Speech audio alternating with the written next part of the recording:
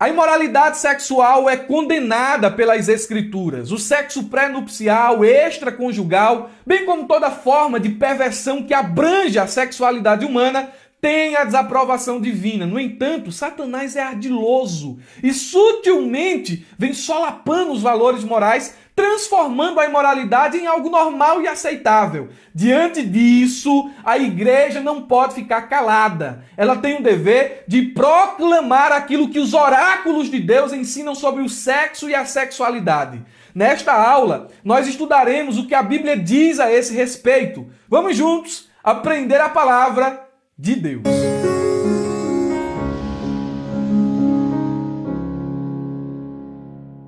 Meus irmãos, quero cumprimentá-los com a paz do Senhor Jesus. Sou Murilo Alencar e estamos dando início a mais uma pré-aula da Escola Bíblica Dominical. Fico muito feliz em tê-lo aqui novamente. Aos que estão chegando agora, sejam muito bem-vindos. E aos irmãos que já são assinantes e alunos na ferramenta EBD, deixo aqui para todos vocês o meu abraço mais que especial. Se tu ainda não é aluno e está assistindo esta pré-aula pelo YouTube, tenho 4 pedidos importantes para lhe fazer. O primeiro, se não é inscrito, cuide em se inscrever em nosso canal. O segundo, ative o sininho para receber todas as notificações. O terceiro, não passe por esse vídeo sem deixar o like. Deixa o like aí, não custa nada não. É importante, fortalece a nossa plataforma aqui no YouTube. E o quarto e último, o mais importante, conheça a ferramenta EBD. Mas, irmão Murilo, como é que eu vou conhecer a ferramenta EBD? É muito fácil. O link está na descrição deste vídeo. Você vai clicar e vai conhecer essa ferramenta extraordinária, onde o superintendente, o supervisor, o dirigente, o professor, o adjunto, o aluno da Escola Bíblica Dominical encontram tudo o que precisam em um só lugar. A ferramenta EBD é bênção para você. Meus irmãos, sem mais delongas, vamos estudar agora a lição de número 3, datada do dia 17 de julho de 2022, cujo assunto é a sutileza da imoralidade sexual. Depois do pecado de idolatria, o pecado de imoralidade sexual é um dos mais condenados nas Escrituras. Quando falamos sobre imoralidade sexual, o termo bíblico é porneia. E esse termo, ele aparece traduzido dentro da Bíblia Sagrada como várias palavras: adultério, fornicação, prostituição, entre outras. Porém, essa palavra porneia ela é muito mais abrangente. E é justamente por isso que o termo imoralidade sexual condiz mais com a tradução, porque a palavra, ou melhor dizendo, a imoralidade sexual abrange todos os tipos de perversão, como por exemplo, fornicação, adultério, prática homossexual, transformismo, bestialidade, que é o sexo de pessoas com animais, pedofilia, voyeurismo, incesto e outras coisas mais que não alistei aqui, mas que distorcem o plano de Deus para a sexualidade. Nós vamos aqui nesta lição nos concentrar em fornicação, adultério e prática homossexual. Poderia aqui ainda citar a masturbação, que geralmente vem acompanhada de pensamentos pecaminosos e também do consumo de pornografia. E isso aí é condenado dentro das Escrituras. É imoralidade sexual. Geralmente a masturbação ela vem acompanhada de pensamentos que se configuram em adultério ou de pensamentos que lógico, falando de uma pessoa solteira, né? De pessoas que estão atingindo o prazer sexual de forma ilícita e com pensamentos lascivos, pensamentos pecaminosos, e é uma coisa que adoece a alma. E a Bíblia, ela vai mostrar qual é o padrão de Deus para a sexualidade. Porque tem muita gente que pensa assim: os crentes falam mal do sexo. O crente fala mal, a Bíblia condena aquilo que distorce o que de fato é o sexo, que são esses tipos de perversão. Mas não é que os crentes falem mal de sexo. Não é que os crentes condenem a relação sexual. Não. O sexo não é uma coisa feia. O sexo não é uma coisa pecaminosa. O sexo não é uma coisa suja. Porque o criador do sexo é Deus. Foi Deus quem criou o sexo e entregou o sexo a Adão e Eva para que eles tivessem prazer dentro do casamento. A gente vai falar sobre qual é o padrão de Deus para a sexualidade, o que ainda é tabu em muitas igrejas. É por isso que muitos jovens não aprendem aquilo que é sadio por negligência daqueles que têm o dever de ensinar. Não falam porque é tabu. Não pode falar disso aqui, não pode falar de masturbação, não pode falar de pornografia, não pode falar sobre essas perversões sexuais porque é feio. Tem gente aqui na igreja, vai dar vergonha. Errado. Se a gente não aprende o que é certo na igreja ou em casa, aprende o que é errado no mundo e lá na escola secular e aprende praticando. Então, os distúrbios, as perversões sexuais têm consequências, seja para o solteiro, seja para a pessoa que já é casada. Nós vamos aqui olhar nesse sentido e ver o que é que a Bíblia condena e o que de fato a Bíblia diz sobre a verdadeira sexualidade. O nosso texto áureo nos diz assim: fugir da prostituição. Todo pecado que o homem comete é fora do corpo, mas o que se prostitui peca contra o seu próprio corpo. 1 Coríntios, capítulo 6, versículo de número 18. Essa palavra prostituição pode ser traduzida como imoralidade sexual ou então como fornicação. A igreja de Corinto, ela foi uma cidade grega muito importante. Ela ficou conhecida por diversas razões, e eis algumas. Primeiro, por sua posição geográfica.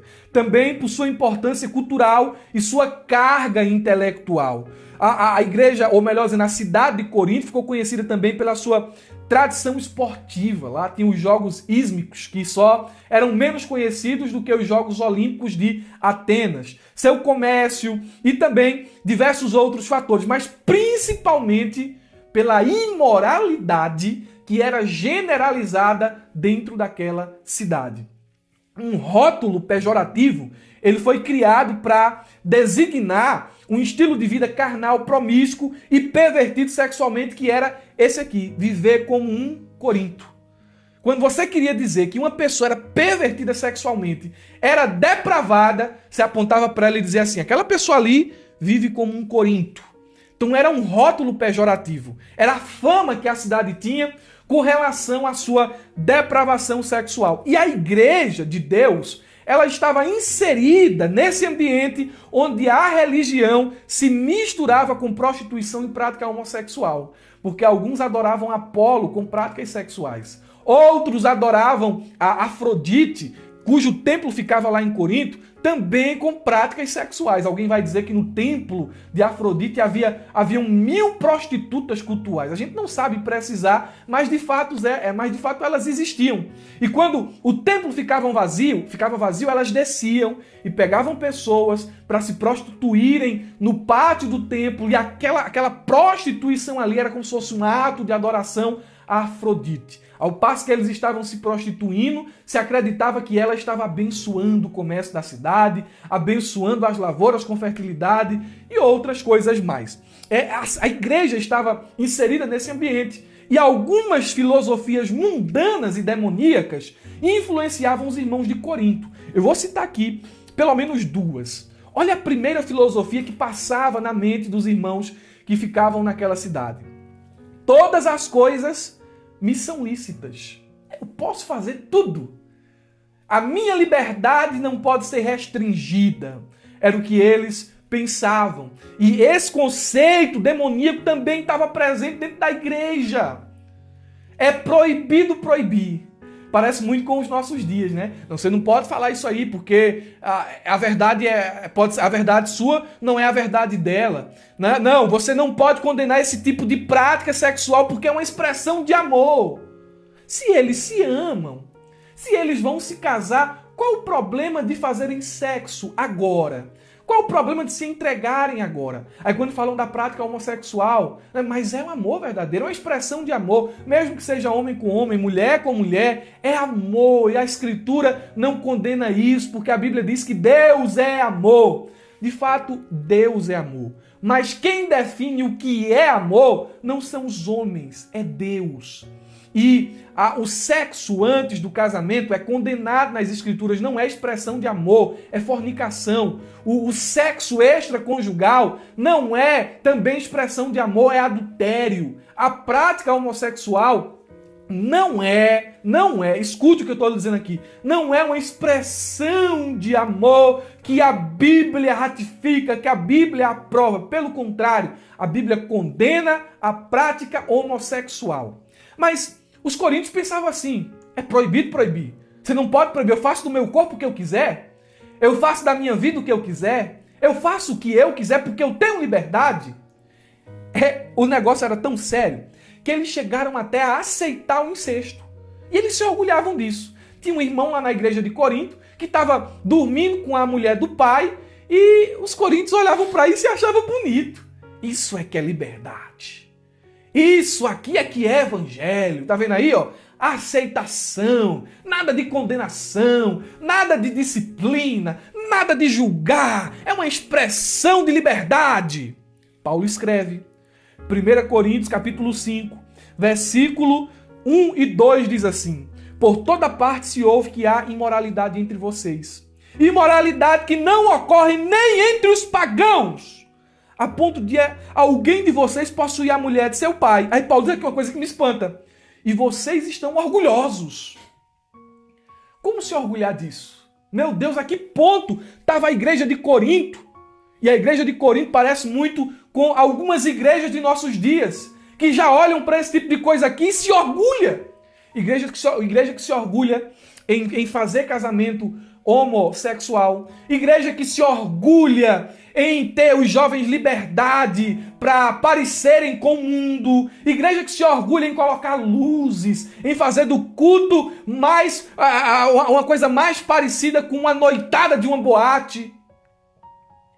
Meu Deus do céu, os irmãos de Corinto estavam assim. Aí Paulo dá uma repreensão a eles dizendo: não deviam, porém, vocês estarem cheios de tristeza. Eu penso que quando a gente fala, o Brasil está crescendo, o número de evangélicos, eu penso que a gente precisa olhar para isso com tristeza. Porque estão crescendo em número, mas em profundidade de vida santificada não. São rasos. E isso é mais nocivo do que você imagina. É por isso que o evangelho vem sendo desacreditado. É por isso que a igreja vem perdendo a sua autoridade, porque estão se tornando cada vez mais parecidos com o mundo. Os coríntios estavam assim. Aí Paulo diz, não, pelo contrário, vocês não deviam se orgulhar, vocês deviam estar cheios de tristeza. E expulsar da comunhão aquele que fez isso. Paulo vai combater essa filosofia do diabo, lá em 1 Coríntios capítulo 6, versículo 12, quando ele diz assim, todas as coisas me são lícitas, mas nem todas me convém fazer. Eu posso fazer. Agora, se eu fizer, não significa dizer que eu estou fazendo aquilo que é certo, que eu estou agradando a Deus. É minha lícito fazer, tem um livre-arbítrio. Mas não me convém se eu nasci de novo. Outra filosofia do capeta que tinha lá na igreja de Corinto era essa daqui. O alimento é para o estômago, assim como o sexo é para o corpo. Era um pensamento grego dualista. E esse pensamento mundano estava entrando dentro da igreja. Algo do tipo assim, Deus quer só o meu coração. Deus quer o meu coração. Aí a pessoa vai lá, faz tudo que não presta, tá lá vendo pornografia, tá se prostituindo, tá cometendo adultério, mas quando chega no culto, aleluias, glória a Deus, ai, Deus tá ali, eu tô sentindo a presença dele porque ele quer o meu coração. Os coríntios pensavam isso, o corpo não presta para nada, só o espírito, então a gente tem que alimentar o espírito, mas o corpo pode se entregar aí ao que for. Assim como o alimento é para o corpo, o sexo também é para, assim como o alimento é para o estômago, o sexo também é para o corpo. Os coríntios eles pensavam, em outras palavras, que assim como o apetite é natural e o corpo precisa de alimento, também o sexo é natural e precisa ser satisfeito. Eles satisfaziam seus apetites sexuais de forma pecaminosa, sem ficarem com peso na consciência. Aí lá em 1 Coríntios, capítulo 6, versículo 13, Paulo bate forte nisso aqui. Não é desse jeito aí não. Não é dessa forma que vocês pensam aí não. Vocês devem ser santificados em tudo. Corpo, alma e espírito. Não é desse jeito. É por isso que ele vai dizer no versículo 18, fugir da prostituição. O que é que esse texto aqui está ensinando, essa passagem aqui está ensinando, lá do versículo 12 até o 18, ou melhor dizendo, até o 20, que é o contexto onde está inserido o versículo 18, que é o nosso texto áureo. Primeiro, Paulo está ensinando que a imoralidade sexual torna o corpo impuro e, portanto, impróprio para ser templo do Espírito. Como é que o Espírito vai habitar no coração de uma pessoa que é imoral? Se ela está praticando imoralidade, o coração dela não é limpo diante de Deus.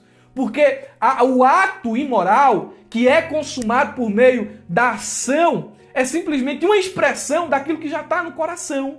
Jesus disse que é do coração que saem os maus pensamentos, os adultérios, tudo que não presta sai daqui. Então, se aqui está mal, o que o corpo vai fazer é só uma expressão daquilo que já está interno, enraizado na alma. Segundo, não podemos fazer nenhuma separação entre corpo e alma que sugira que uma parte é menos relevante que outra na adoração. Tudo o que o ser humano faz com qualquer parte de seu ser é uma expressão de adoração ou ausência dela. É por isso que Paulo ele vai dizer aos Tessalonicenses, que é outra cidade grega, ele vai dizer o seguinte, que o próprio Deus de paz os santifique inteiramente. Que todo o espírito, alma e corpo de vocês sejam conservados irrepreensíveis na vinda de nosso Senhor Jesus Cristo. Então não tem esse negócio de assim, Deus só quer o meu coração. Não, Deus quer tudo. Tudo. Não adianta esse negócio assim, na alma eu sou uma pessoa boa, mas com o meu corpo não. Meu corpo, minhas regras. Meu corpo é o que eu quero. A Bíblia mostra que o verdadeiro cristão, ele é santificado em tudo, inteiramente, corpo, alma e espírito. Quais as orientações práticas que fluem aqui do nosso texto áureo? Primeira orientação prática, fuja da prostituição. Fuja da imoralidade sexual. O verbo fugir aqui está no presente contínuo, indicando uma ação constante. Eu fugi hoje, mas você vai ter que fugir amanhã, depois de amanhã, daqui a um mês, daqui a um ano. É fugir sempre. De forma que essa advertência pode ser traduzida assim: fazei vosso hábito fugir da imoralidade sexual. E quando o assunto é tentação sexual, ser forte é bater em retirada. Eu posso ficar aqui mais um pouco. Não, eu não vou me contaminar com isso. Não vou me deixar levar por isso. Tem muita gente que pensa assim. E são os primeiros a caírem. Quando o assunto é pecado sexual, ser forte é fugir. É por isso que Paulo chegou para Timóteo e disse assim: meu filho, foge dos desejos da mocidade. Você quer ser corajoso? Corajoso é quem está ali resistindo. Não. Quando o assunto é esse, corajoso é quem está no pé. É quem vai embora. Veja o exemplo de José. José dizia não, todo dia. No dia que ele se viu encurralado, que a mulher segurou ele com força, ele fugiu. Deixou lá o manto dele, a túnica dele, foi-se embora. Porque José sabia que se ficasse ia ceder. Ele foi embora. Segunda orientação. Glorificai a Deus em vosso corpo. É o que diz o versículo 20. Texto áureo é o 18. Temos o 19, versículo 20, tem uma segunda advertência, que faz parte do parágrafo. Como nós glorificamos a Deus em nosso corpo? Glorificamos a Ele com o nosso corpo quando utilizamos em pureza e santidade. É o que Paulo vai dizer aos Romanos, capítulo 6, versículo 12 ao 14. Apresentem o vosso corpo. E a palavra corpo aqui fala de mãos, de olhos, de ouvidos, de boca, do nariz. Fala de tudo, do corpo como um completo, da inteireza do homem. Apresentem o vosso corpo, os vossos membros, como instrumento de justiça e não de injustiça. Sabe por que vocês podem fazer isso agora? Porque o pecado não reina mais. Vocês agora estão debaixo do reinado da graça. E Deus capacitou vocês para viverem assim em santidade. Então glorifiquem a Deus no corpo de vocês. São as duas orientações que emanam do texto áureo. A verdade prática diz assim: as Escrituras condenam toda forma de prática sexual fora da esfera do casamento, constituído por Deus. Sabe por que é que as Escrituras condenam o sexo fora do casamento? Porque ele vai de encontro aos padrões divinos e distorce o propósito com relação à sexualidade. Distorce o propósito da unidade, da mutualidade, da fidelidade exclusiva e da intimidade. Por isso a Bíblia, e por outras razões, também a Bíblia condena a prática da perversão e da imoralidade sexual. O comentarista da lição, ele apresenta aqui alguns tópicos. O primeiro deles, a revolução sexual. O segundo, as principais distorções da sexualidade sadia. E o terceiro tópico, o padrão bíblico para uma sexualidade sadia. São os tópicos aqui abordados pelo autor. Eu não segui aqui o pensamento dele, mas trouxe aqui dentro do subsídio alguns tópicos diferentes. E o primeiro deles é as consequências das distorções sexuais.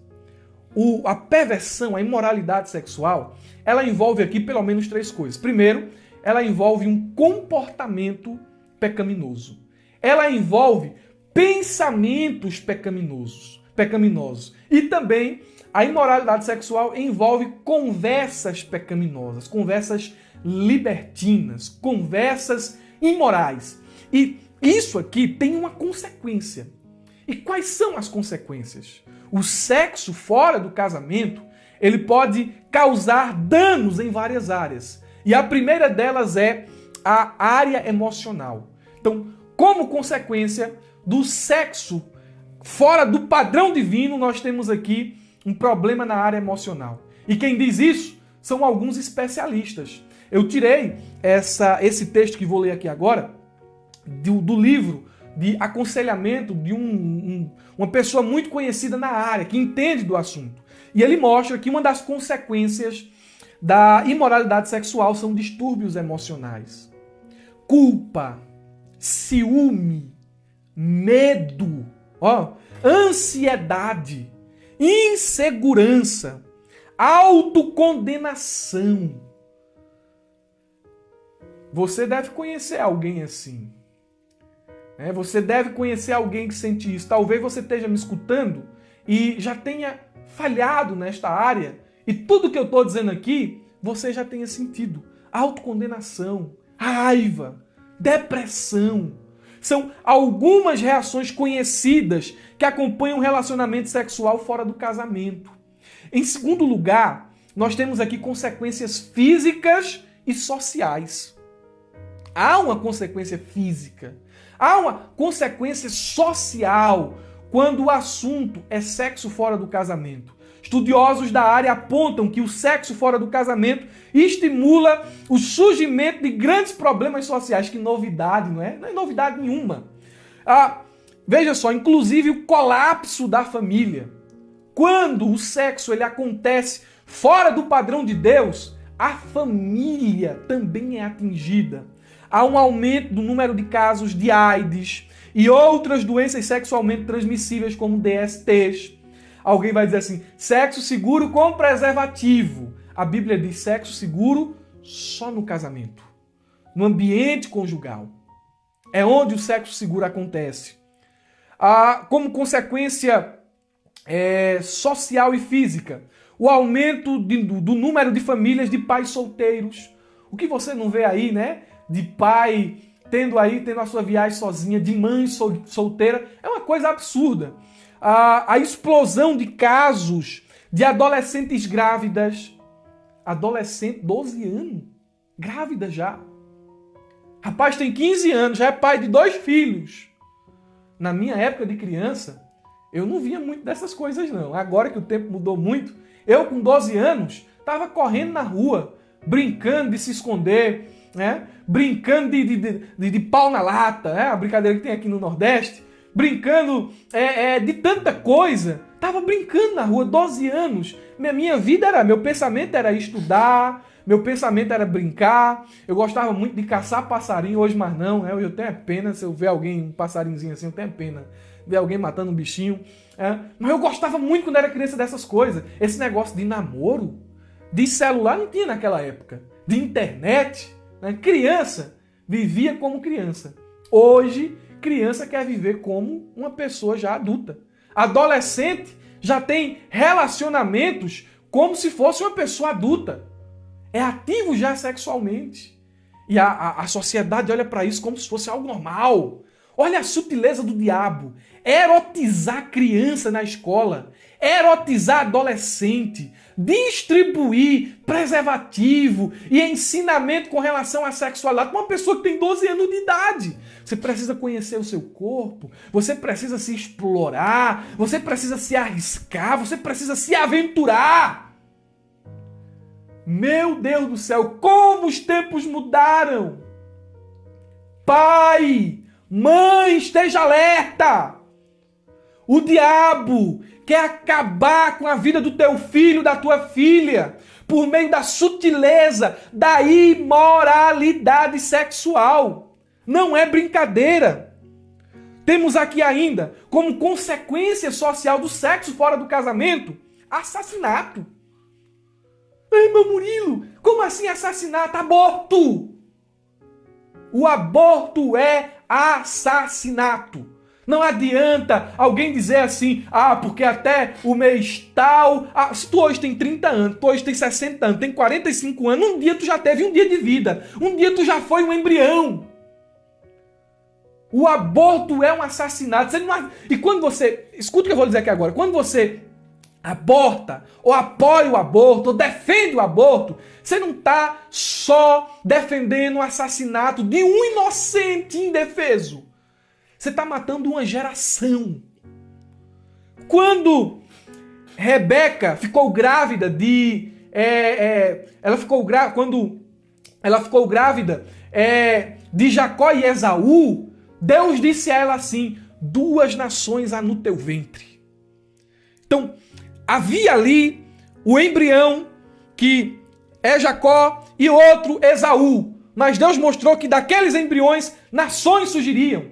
Quando você aborta, quando você, ou a mulher aborta, ela não está matando só o embrião ali, só a pessoa indefesa. Ela está matando uma geração inteira. Ela está matando os netos, os bisnetos, os tataranetos, né? Meu Deus do céu. O caso é sério. Sexo fora do casamento tem consequências físicas e sociais. Sexo fora do casamento também tem consequências espirituais. A imoralidade sexual é pecado. Não adianta querer dizer uma coisa ou outra. É pecado e ponto final. Para dizer que não é pecado, tu tem que rasgar isso aqui, ó. Tem que rasgar a Bíblia. Tu tem que alterar o que está escrito aqui. Tu tem que deixar de crer no que está escrito aqui. É pecado, é pecado. Alguém está dizendo assim. E parece que você entra dentro da igreja. Lá fora não. Lá fora a esculhambação já está grande. Mas tem gente dentro da igreja já. Eu namoro com ela, ela namora comigo, a gente já vai casar porque não pode fazer sexo antes do casamento. Porque é pecado. A Bíblia condena isso. Olhe o que é que o texto diz, 1 Coríntios capítulo 6, versículo 9 e 10. Vocês não sabem que os perversos não herdarão o reino de Deus? Não se deixem enganar, nem os imorais, nem os idólatras, nem os adúlteros, nem os homossexuais passivos ou ativos, nem ladrões, nem avarentos, nem alcoólatras, nem caluniadores, nem trapaceiros herdarão o reino de Deus. Não vai herdar. Não vai entrar. Não entra. Tá na prática, vive na prática, não entra. Tem que se arrepender, tem que confessar e tem que mudar de vida. Mas, estando na incorrência desses pecados aqui, entra não. E eu queria falar, pegando já esse embalo, sobre as principais distorções da sexualidade sadia. E a primeira delas é a fornicação ou prostituição. O sentido mais comum da palavra fornicação é o ato sexual voluntário de uma pessoa solteira com outra pessoa do sexo oposto. Isso é sexo pré-conjugal. Isso é sexo pré-nupcial. As Escrituras condenam esse tipo de prática. A Bíblia diz em 1 Tessalonicenses, capítulo 4, versículo do 1 ao 8 seguinte. Eu vou ler, eu preciso ler. Escute!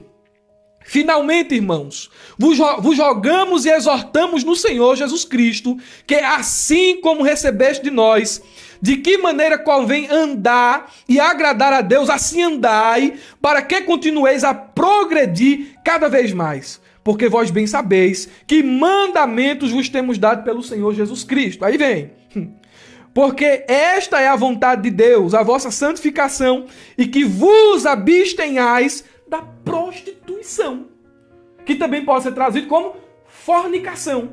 Vos abstenhais disto. Senhor Jesus condena. Aí ele diz assim: e que cada um saiba possuir o seu vaso, o seu corpo, em santificação e honra. Como é que eu agrado a Deus? Me conduzindo de forma honrosa, andando em santidade.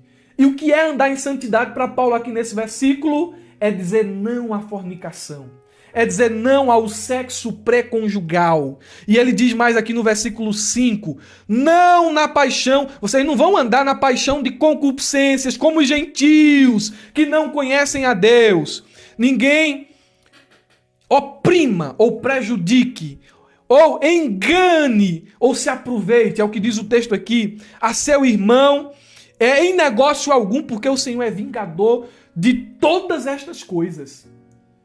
Deus está vendo essa prática pecaminosa desse namoro fora da vontade dele. Ele vê.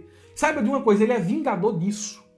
Sabe por que esse texto aqui é importante? Porque às vezes tem jovem dentro da igreja que está enganando as jovens. Não quer casar, ele quer só arder em desejo e ter aquele namoro pecaminoso, onde as partes genitais são massageadas, onde as carícias se multiplicam e às vezes até onde acontece o sexo ali.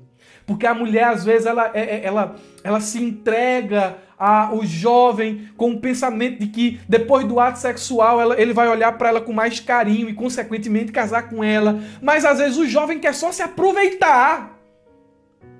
É o que o texto diz. Olha como o texto diz isso. Ninguém prejudique ou se aproveite. Ele quer só se aproveitar. Ficar com uma, depois terminar. Depois fez tudo lá, né? Depois que já bagunçou tudo, apertou todos os botões. Aí, fiz tudo. Aí vai para outra para fazer a mesma coisa. Sabe de uma coisa? Deus vai entrar com providência nisso aí. Ele vai lhe pegar. Ele vai lhe pegar. A Bíblia diz que ele é vingador destas coisas. Você que está na igreja com esse tipo de comportamento. Mas eu sou filho de fulano. Não importa. Você pode ser filho de quem você for. Deus vai lhe pegar. Continue assim para você ver. Veja o fim disso aqui, ele vai lhe vingar. Você fica brincando. Eu vou falar agora de homem e de mulher que fica brincando com o sentimento dos outros, que fica namorando a pessoa que você não tem intenção de casar. Deus vai lhe pegar. Ele é vingador destas coisas. O texto diz assim: como também antes vos dissemos e testificamos, porque não nos chamou Deus para a imundícia, mas para a santificação. Quem vive assim dessa maneira é imundo, imoral. Aí a Bíblia diz assim: portanto, quem despreza isto, não despreza ao homem, mas sim a Deus, que nos deu também o seu Espírito. Você não tem o Espírito. Você está devendo de jeito aí, dentro da igreja, com esse tipo de comportamento, você não tem o Espírito. Você é uma pessoa enganada lá dentro, você é um lobo no meio de ovelhas. É isso que você é. E é isso que a Bíblia diz. Não estou me importando aqui. Pode o vídeo aqui ganhar repercussão, pode alguém dizer assim, mas irmão Murilo foi duro, mas irmão Murilo... É desse jeito mesmo. É desse jeito. E eu quero aqui dar uma exortação a alguns jovens. Vamos lá, a primeira exortação. Não sinta vergonha em preservar a virgindade até o casamento. Porque ser virgem hoje parece ser coisa do outro mundo. Isto ainda é virgem. Bicho, ainda é virgem. Aí tem isso na escola, tem isso no ambiente social. Até a família às vezes pressiona o adolescente nessa questão, o jovem nessa questão. Tu ainda não tá namorando com ninguém? Adolescente tem que estudar. Porque adolescente não está preparado para namorar, porque ele não vai casar. E quem não namora para casar, namora para pecar. O jovem é aquela pessoa que já está preparada para ter um relacionamento. Agora o adolescente, ele tem um sentimento, mas porque tem um sentimento não significa dizer que chegou a hora de saciar esse sentimento.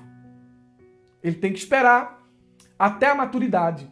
Mas hoje, mas não sinta vergonha de ser virgem. Não sinta. Porque a virgindade é um presente que você dá à pessoa que você ama. É isso. Mas o mundo lá fora trata a virgindade como se fosse uma coisa cafona. Você é crente, irmã? Se você é crente, irmão, não tenha vergonha disso. Eu estava agora, esse domingo, em uma escola dominical, e o professor, uma pessoa muito capacitada, disse assim: não tenho vergonha de dizer que casei com 30 anos de idade, o irmão dizendo, e casei virgem. Entreguei o presente de minha virgindade à minha esposa, e ela entregou a mim. Coisa bonita, não é? Então não tenha vergonha disso. Segundo, se você não é mais virgem, você já veio do mundo assim, ou você falhou nessa área, se arrependeu de fato, Deus é um Deus de recomeço. Faça um propósito diante dele, para que no seu namoro você seja puro. Porque tem muita gente que é virgem, mas não é puro. Como assim, irmão Murilo? Não, ainda não fez o ato sexual propriamente, não houve a penetração, não houve o rompimento do ímen, não houve o sexo propriamente dito. E diga-se de passagem, sexo oral é sexo, viu? Porque tem gente que às vezes está namorando, aí pensa, não pode haver aqui o contato dos órgãos genitais, porque vai ser sexo. Aí praticam sexo oral, pensando que não é sexo do mesmo jeito, é pecado do mesmo jeito. É pecado. Você tem que tomar cuidado com isso aqui. Meu Deus do céu, me ajuda, Jesus. Tem muita gente que diz assim, eu sou virgem, mas não é puro. Porque tá namorando, aí dentro do namoro é carícia vai, carícia vem, estimulação dos órgãos, dos órgãos reprodutores, aí tá lá aquele negócio, aquele aperto todo, aí casa. Você casou virgem, mas não casou pura diante de Deus. Não casou puro diante de Deus. Então você que já caiu nessa área, faça um propósito com Deus, se é que você se arrependeu, de casar puro. Senhor, eu errei lá fora. Eu, quando não te conhecia, vivia assim dessa maneira. Ou mesmo agora te conhecendo, eu fui fraco, pequei, mas estou arrependido. E agora eu coloco diante de ti esse propósito, vou me casar puro. Meu namoro vai ser santo. Meu noivado vai ser santo. E meu casamento também. Vou chegar lá e vou te agradecer, porque eu quero ter um casamento santo. Faça esse propósito diante de Deus. Terceiro, não atravesse o sinal vermelho. Exortação aos jovens. Como é que se atravessa o sinal vermelho? Com mão boba, com carícias mais íntimas. Não faça isso. Porque se você fizer isso, vai ficar cada vez mais difícil resistir à tentação. Quando alguém começa a ultrapassar um sinal vermelho dentro de um namoro, ele não se conforma em ir até onde ele foi no dia passado. Ele quer ir sempre mais um pouquinho adiante. Mais um pouquinho adiante, mais um pouquinho adiante, até que chega no sexo pré-nupcial. Então seja rigoroso. Respeite ela, respeite ele. Né? As irmãs se deem um respeito. Não sejam fáceis. Não sejam promíscuas. Não tentem o irmão. Se deem um respeito. Postura de mulher de Deus. Você tem a postura de homem de Deus. Já pensou? Tu fazendo isso aí, nesse fogo todo, nesse namoro, aí de repente tu vai pregar na igreja, tu vai orar, tu vai cantar na igreja, tá lá a pessoa lá. Como é que fica tu, rapaz? Como é que fica tu, moça? Não ultrapasse o sinal vermelho. Em quarto, sabe como é que você pode ter um namoro abençoado? Nunca fique sozinha ou sozinho com o seu namorado ou namorada. Nunca. Nunca. Por mais que vocês leiam a Bíblia, por mais que vocês orem, se ficarem sozinhos, a carne vai reinar. Nunca fique sozinho. Nunca fique sozinho. Esteja sempre em ambientes movimentados, estejam sempre na presença de alguém, mas jamais fiquem sós. Agora, exortação aos pais. Vocês não ficaram de fora, não. Exortação aos pais. Eduque seus filhos e ensine a eles o que a Bíblia diz sobre o sexo. Porque tem muito pai que não posso falar, a cegonha, não sei o quê. Não entregue essa responsabilidade ao professor secular, ao professor da escola dominical. Você tem essa responsabilidade. Ensine o seu filho aquilo que é correto. Segundo, não seja um pai bobão e complacente. Como assim? Há pais que permitem que os filhos adolescentes se tranquem dentro do quarto. Quem foi que chegou aí, meu filho? Não, foi minha namorada. Aí a namorada entra pra dentro de casa, entra os dois dentro do quarto, fecha a porta, passa a chave e fica o pai bobão lá dentro. Eu tô dirigindo isso aqui pra quem é crente, porque isso no mundo é normal. O mundo já tá na bagaceira. Isso é normal lá fora. Né? Mas eu tô falando pra você que é crente, pra não ser um pai bobão assim. Tá lá tua filha dentro da casa, dentro de casa, dentro do quarto, as portas tudo fechadas. E lá fazendo sabe lá Deus o quê? Não, tô só jogando o joguinho. Não seja um pai bobão. Filho sai de casa, não diz pra onde vai, sai com o namorado, com a namorada, chega de madrugada em casa, tenha ordem, tenha punho. Você é o sacerdote do lar. Mãe, tenha autoridade dentro de sua casa. Não aceite esse tipo de coisa, não. Você tem a responsabilidade diante de Deus em relação aos seus filhos. Ensine-os a verdade. Tem pai que é tão assim com os filhos que tá lá, pai crente, comprando shortinho curtinho pra filha, comprando blusinha decotada pra filha, aí vê lá a filha com a roupa que ele comprou, tirando foto do busto, tirando foto das pernas, das partes íntimas, tirando foto e postando no Instagram, fazendo biquinho. Aí o pai olha aquilo ali, a mãe olha aquilo ali e acha bonito. Ai, Jesus, eu sabia que esse tema ia me deixar nervoso. Os irmãos sabem que eu não costumo dar aula assim, mas eu fico nervoso com isso aqui. Tenha pulso dentro de casa, irmão. Tenha pulso dentro de casa, irmão. Não aceite esse tipo de coisa. Depois que o filho crescer, que sair de sua casa, ele vai viver a vida dele. Do jeito que ele quiser, mas dentro de casa você tem que ter pulso. Você tem que mostrar a verdade. A primeira, distorção, fornicação. A segunda, adultério. A palavra adultério é usada com dois sentidos na Bíblia. Um sentido refere-se à idolatria e à infidelidade a Deus. O outro refere-se ao ato sexual praticado por uma pessoa casada com alguém que não é o seu cônjuge. Isto é, sexo extraconjugal. O que é que a Bíblia diz a respeito disso? Hebreus 13:4. O casamento deve ser honrado por todos. Você casou? Honra o teu cônjuge. Mas eu não sabia que ela era assim. Você teve um tempo de namoro. Você teve um tempo de noivado. Agora você tem que honrar. Honre ela. Mas agora ficou difícil. Ore a Deus para mudar. Você não casou? O casamento deve ser honrado por todos. O leito conjugal deve ser conservado puro. Sabe uma prática que está acontecendo agora lá fora? Troca de casal. Né? O marido troca de casal. Aquela uma nojeira que está acontecendo aí fora. As pessoas aí estão lá fora. Mas dentro da igreja também tem muita perversão nesse sentido. O homem acha que a mulher só deve ser dona de casa e cuidar dos filhos. Mas que o prazer sexual ele deve encontrar fora de casa. Isso é pensamento de Satanás. Isso é coisa que acontecia lá em Corinto. É pensamento carnal de Corinto. É viver como um Corinto. Pensar isso, não. Dentro de casa eu tenho uma mulher para cuidar dos filhos, passar minha roupa, fazer isso. Mas prazer, felicidade sexual é lá fora com as outras. O texto diz assim. Escute, pois Deus julgará os imorais e os adúlteros. Adultério vai ser julgado por Deus. Deus está vendo. Não adianta estar mentindo. Está mentindo? Deus está vendo. Não, mas ela não sabe. Mas ninguém viu. Mas foi só uma vez, ou só 2 vezes. Ele está vendo.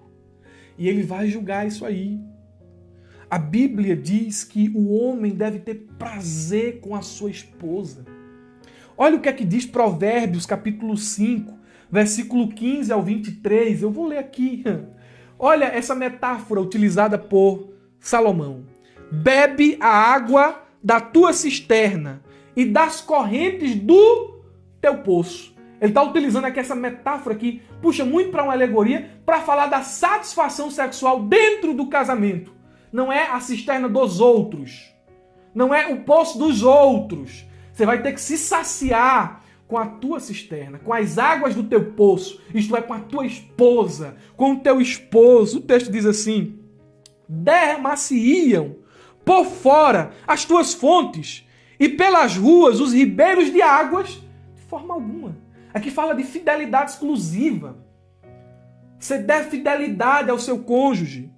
Aí Paulo diz assim: seja para ti só, melhor dizendo, Salomão, seja para ti só e não para os estranhos contigo. Seja bendito o teu manancial. Aí ele vai explicar o sentido da alegoria. E alegra-te com a mulher da tua mocidade. Tenha prazer no seu cônjuge. Olha o que o texto diz: como serva amorosa e gazela graciosa, sacia-te os teus seios em todo o tempo, e pelo seu amor ser atraído perpetuamente. Ache prazer dentro da tua relação conjugal. Versículo 20. E por que, filho meu, andarias atraído pelas estranhas e abraçaria os seios da estranha? Porque os caminhos dos homens estão perante os olhos do Senhor, e ele aplana todas as suas carreiras. Quanto ao ímpio, as suas iniquidades o prenderão, e com as cordas do seu pecado será detido. Ele morrerá, porque sem correção andou, e pelo excesso da sua loucura andará errante. Sabe o que é adultério? Excesso de loucura. Sabe o que é a prática do adultério? Um laço de morte. É assim que a Bíblia descreve o adúltero e o praticante dessa perversão, dessa imoralidade sexual. Mas, irmão, e aí? Eu sei que é pecado, como é que eu venço isso? Eu coloquei no texto aqui manutenção preventiva contra a infidelidade. Vamos lá. Primeiro, preste atenção, guarde isso no seu coração. Assim como Jó, em 31:1, faça um acordo com os seus olhos de não olhar com cobiça para mulheres ou homens. É o primeiro ponto. Comece a matar o mal na raiz. Esse negócio de estar olhando a irmã, estar olhando o irmão ou uma pessoa na rua e ter esse olhar adúltero, esse olhar promíscuo. Comece tratando os olhos que são a janela da alma. Quando você começa a tratar os olhos, você começa a tratar os seus pensamentos. Se você é alguém que incontrolavelmente fica fantasiando pessoas na mente, comece a pedir misericórdia a Deus. Pare de ceder a esses pensamentos, porque tem gente que se entrega a isso. Vê fantasia e se entrega. Mas o ato não aconteceu, não adulterei. Mas está aquele personagem na mente, aquela personagem na mente, aquela fantasia aqui na mente. E aquilo ali é vivido e vivido e vivido. Comece em nome de Jesus, aleluia, a lutar contra esse tipo de pensamento, a dizer: isso não é pensamento de quem nasceu de novo. Se agora eu estou em Cristo, eu devo pensar nas coisas que são de cima e não nas que são da terra. É a primeira manutenção preventiva contra a infidelidade, é parar de nutrir fantasias no coração. Segundo, nunca fique a sós com um membro do sexo oposto que não seja o seu cônjuge. Nem com prima. Não, é minha prima. Toma cuidado, rapaz. Não, é minha tia. Olha lá, tome cuidado também. Eu digo que o homem, ele só pode ficar só com pelo menos 3 mulheres. Ou sua esposa, ou sua filha, ou sua mãe. Prima não. Tia não, tem que tomar cuidado também. Mas, irmão Murilo, isso é ser radical demais. Tu que pensa. Todo cuidado é pouco. Agora, há casos e casos, né? Há casos e casos. Quando se fala de prima e de tia, casos e casos. Entendo o que eu estou querendo lhe dizer aqui. Terceiro, Quando estiver longe de casa, sempre reserve um horário determinado para telefonar para casa todos os dias, para não começar a desenvolver uma vida independente ou a se expor ao que de início talvez pareça uma conversa inocente com outra pessoa para aliviar a sua solidão, mas que pode se tornar uma conversa cada vez mais íntima. Tô longe de casa, minha esposa não tá aqui, meu esposo não tá aqui. Aí começa a conversar com alguém no Instagram, começa a conversar com alguém no WhatsApp, a conversa começa muito inocente, depois vai se tornando mais íntima, mais íntima, mais íntima, depois já começa a virar pecaminosa com troca de nudes, com conversa libertina e, consequentemente, a prática.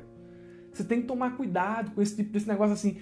É minha amiga, é minha amiguinha, é meu amiguinho. Tome cuidado com isso. Temos aqui outro ponto. O casamento cristão é uma aliança não somente entre marido e esposa, mas também entre o casal e Deus. Provérbios 2:17, Malaquias 2:14. Deus conhece os nossos caminhos e também o nosso coração. E por último, permita que o ensinamento das Escrituras o instrua e lhe dê mais sabedoria na forma de agir em seu casamento. Casais cristãos que oram e estudam juntos a palavra de Deus têm uma probabilidade maior de permanecerem unidos. Essa foi a segunda distorção sexual, a segunda perversão sexual, o adultério. Agora temos a terceira, que é a homossexualidade. Irmão Murilo, tu vai falar sobre isso? Vou. Mas vou falar conforme um olhar bíblico. Mas tu não tem medo de ser cancelado, não? Tu não tem medo de isso gerar uma repercussão? Então não, estou falando a verdade, não vou falar nenhuma mentira, vou falar aquilo que a Bíblia diz. Então estou respaldado pela palavra de Deus. Homossexualidade pode ser definido como uma atração erótica por pessoas do mesmo sexo. Homem com homem, mulher com mulher. É necessário destacar que a igreja não rejeita o homossexual, mas tem uma postura bíblica quando condena a prática homossexual. E eis aqui alguns textos que condenam esse tipo de prática. Primeiro texto, Romanos capítulo 1, versículo 26 e 27, diz: por causa disso, Deus os entregou a paixões vergonhosas. Até suas mulheres trocaram suas relações sexuais naturais por outras, contrárias à natureza. Qual é a relação sexual sadia de uma mulher? Ela sentir atração por um homem e, no laço matrimonial, se relacionar com ele. Aí o texto prossegue dizendo assim: da mesma forma, os homens também abandonaram as relações naturais com as mulheres. Olha como o texto aqui é mais explicativo. E se inflamaram de paixão uns pelos outros. Começaram a cometer atos indecentes. É como a Bíblia descreve a prática sexual. Atos indecentes. Homens com homens, né? E receberão em si mesmo castigo merecido pela sua perversão. Então a prática homossexual dentro das Escrituras é ato indecente, é perversão e traz o castigo de Deus. Outro texto, 2 de Pedro, capítulo 2, versículos 6 a 8. Olha o que esse texto diz. Esse texto evoca uma passagem de Gênesis, capítulo 19, versículo 1 a 8.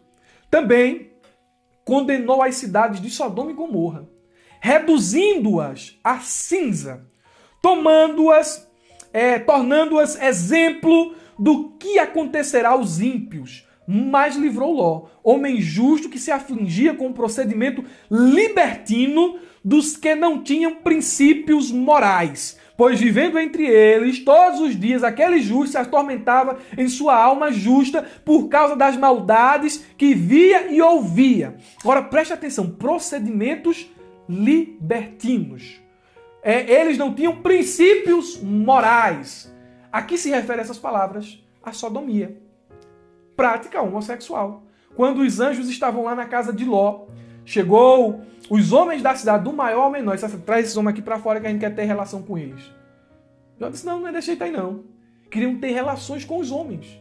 Prática homossexual. Sodomia. Sodomia. É condenado nas Escrituras. 1 Coríntios capítulo 6, versículo 9 ao 11. Vocês não sabem que os perversos não herdarão o reino de Deus? Não se deixem enganar, nem os imorais. Não, imoral não entra não. Idólatra também entra não. Adúltero entra não. Aí o texto diz assim, nem homossexuais passivos ou ativos também não vão entrar. no reino dos céus. Por quê? É prática pecaminosa.